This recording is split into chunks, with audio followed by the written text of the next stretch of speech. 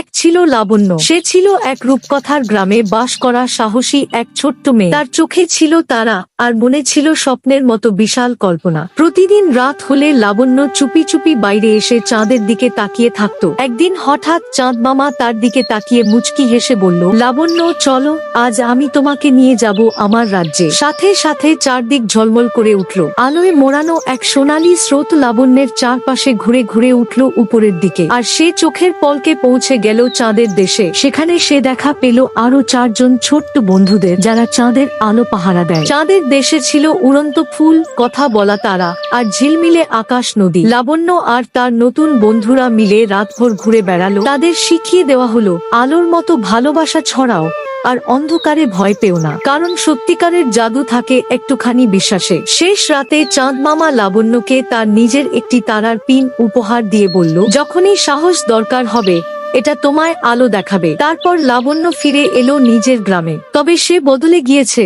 এখন সে আরো সাহসী, আরো মায়াবী, আর তার চোখে এক নতুন জগতের আলো।